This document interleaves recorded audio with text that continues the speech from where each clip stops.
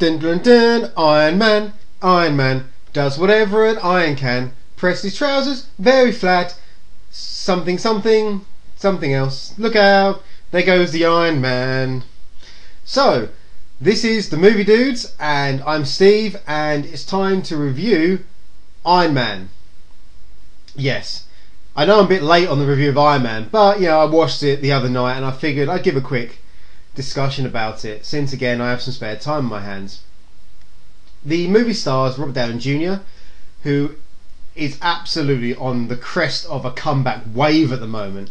I mean, this is a guy that in the mid-90s we used to make fun of, because his biggest appearances were on court TV.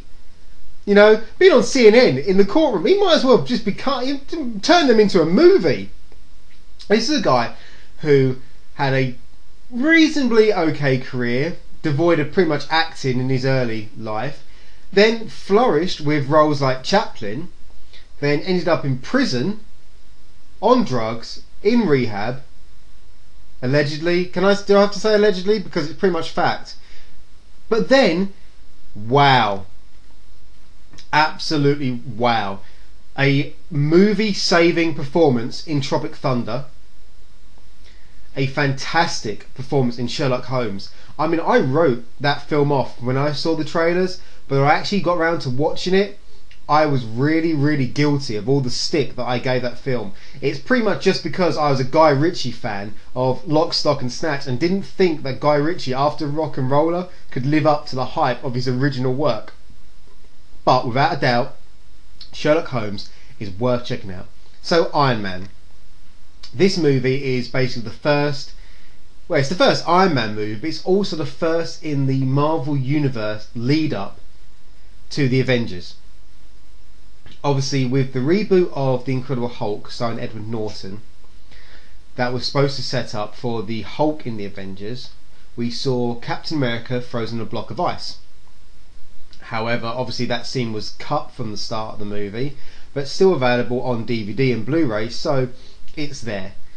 Thor comes out next year, which I have a feeling is going to be an absolute disaster. Not because necessarily the movie's bad, but simply because, who the fuck is Thor?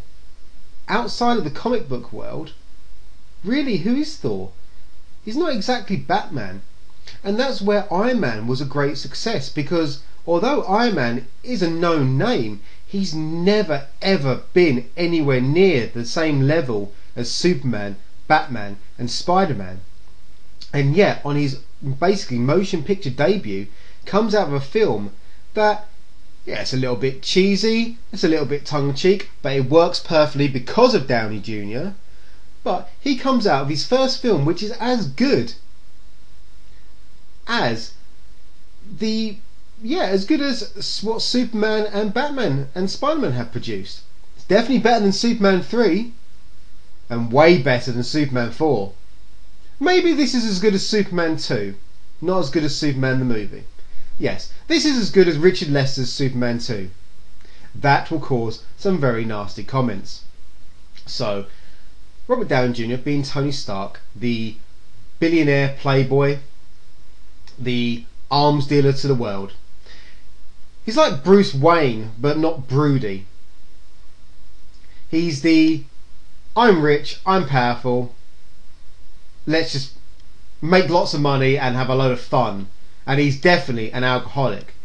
Bruce Wayne is sit in a room, do push-ups and work out his revenge on the criminal underworld, which I do love. I do love his dedication to the revenge and taking down crime and mob bosses. But Iron Man enjoys his money. At the start of the film, of course, he's a slightly different character towards the end. He starts off, Tony Stark, I don't care about anyone other than Tony Stark. However, when he's captured by terrorists and forced to make them weapons in the mountains, he starts to realise that maybe the life he's chosen is not quite helping the world. So to escape, he builds a prototype Iron Man suit. This film is really great, the way it gets into the story and what keeps Tony Stark alive. Obviously being heavily damaged in the chest, he's kept alive by like an electromagnetic disc just keeping shrapnel out of his heart, which is great because it leads to many times when you can add in scenes of tension. For example, in this movie, when the disc is removed, he then has to get his original prototype to work. And that is just great because it brings Tony Stark from the start of the film to being this arrogant, I'm untouchable to the world, my money protects me from anything, to basically being very, very self-aware of his own mortality, even though he has a super suit that makes him Iron Man. Now, the Iron Man suit was so well done. It was very important to get the Iron Man suit correct, and I did love how much effort Jon Favreau put into the creation of the suit, starting out with a prototype which looks like some kind of Soviet communist version of the suit, to when Tony Stark finally gets back to his proper billion-dollar laboratory, he can do a streamlined professional version. And I loved the way that they used the red and the gold as a logical solution to the icing over problem to explain why Iron Man is red and gold. Rather than just having Iron Man red and gold, they explain it. You don't always need to explain it. You don't need to explain why the Midichlorians create the Force within Young Anakin. You don't need that. Star Trek explains, Star Wars didn't have to. But I did like the fact they are truly thinking about the character, because we always did wonder, where did Superman get his suit? We see him go to the Fortress of Solitude and meet up with Jor-El, go on like the 12-year metaphysical journey with Jor-El, and suddenly he's got the Superman suit.